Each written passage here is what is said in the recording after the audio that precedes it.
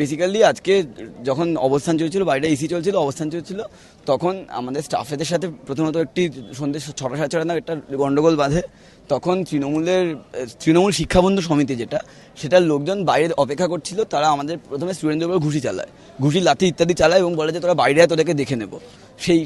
সেই মোমেন্ট থেকে আরও স্টুডেন্টরা আসে যাতে ওই আন্দোলনকারী ছাত্রদেরকে প্রোটেকশন দেওয়া যায়।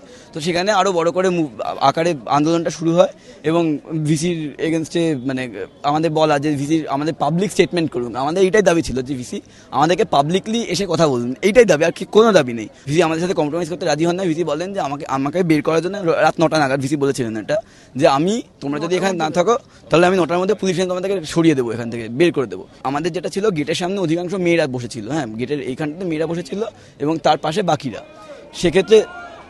সেক্ষেত্রে যেটা হয় যে ওই আমরা হঠাৎ দেখি দুদিক থেকে, অরবিন্দ ভবনের দুদিক থেকে দুটো পুলিশের ওয়েভ আসছে। হ্যাঁ, কোনো উর্দিধারী পুলিশ না, কিন্তু এরা ছিল সাদা সিভিল ড্রেসে চটি পরা পুলিশ। হ্যাঁ, তাদের কোনো অ্যাফিলিয়েশন নেই, কিছু নেই। আমরা তাদের কাছে আইডি কার্ড দেখতে চাই, তারা আইডি কার্ডও দেখাতে পারেননি আমাদেরকে। তারা এসে ছেলেদেরকে সরিয়ে মেয়েদেরকে লাথি মারে, মেয়েদের বুকের ওপর দিয়ে চলে যায়, গিয়ে মেয়েদেরকে জাস্ট পাড়িয়ে যায়, জামা ছিঁড়ে দেয় এইসব করে। এবং সবচেয়ে বড় ব্যাপার, অরবিন্দ ভবনে লাইট অফ হয়ে যায়। কোথা থেকে হয় আমরা জানি না, অরবিন্দ ভবনের লাইট কোনোদিন অফ হয় না। অরবিন্দ ভবনের লাইট অফ হয়ে গেল। 30 জন ইনজিওর্ড, আমাদের 2 জন আইসিইউতে আছে, তাদের অবস্থা খুব ক্রিটিক্যাল, একজন ভেন্টিলেটরে। 37 জন স্টুডেন্টদের নিঃশর্ত মুক্তি। ঘটনা বিশ্ববিদ্যালয়ের বুকে প্রথমত ভিসি, রেজিস্ট্রার, প্রভিসি এনাদের পদত্যাগ, যে লোকজন আছেন তারা রিজাইন, দায়িত্ব নিয়ে পদত্যাগ দাবি হচ্ছে আমাদের প্রথম দাবি। বিভিন্ন সময় ক্যাম্পাসে পুলিশকে টহল দিতে দেখা গেছে। আজ যে পুলিশ মেরেছে ছাত্রদের এসে, এরকমও ঘটনা ঘটেছে যে ব্যারিকেডের থেকে একটা ছেলেকে এরকম করে টেনে বার করে নিয়ে যাওয়া হয়েছে, 3 জন মিলে মারছে, যারা সিভিল ড্রেসে রয়েছে, তাদের মধ্যে 1 জনের পায়ে হাওয়াই চটি রয়েছে। কোন দেশের পুলিশ এগুলো করে যে ছাত্রদেরকে এরকম ভাবে পুলিশ দিয়ে মেরে তুলতে হয়? কোন প্রশাসন এটা?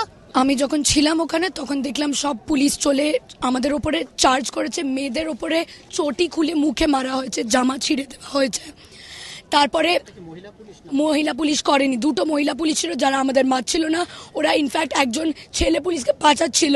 ছেলে পুলিশরা সোজা চপ্পল খুলে আমাদের মুখের উপর মারা হয়েছে। পরে আমাদের তুলে নিয়ে ফেলে দেওয়া হয়েছে। তারপরে আমাদের কারুর কথা শোনা হয়নি। আমরা যখন বলেছি আমরা কিচ্ছু করছি না, কারুর কথা শোনা হয়নি। আর তারপর আমরা লালবাজারেও গেছিলাম, কিন্তু ওখানে বলেছে যে কিছু বলা হবে না, কোনো ডিটেলস দেওয়া হবে না, একটা নাম্বার দিয়ে আমাদের ছেড়ে দিয়েছে। আমাদের দাবি হচ্ছে ভিসি রেজিগনেশন, ইমিডিয়েট রেজিগনেশন।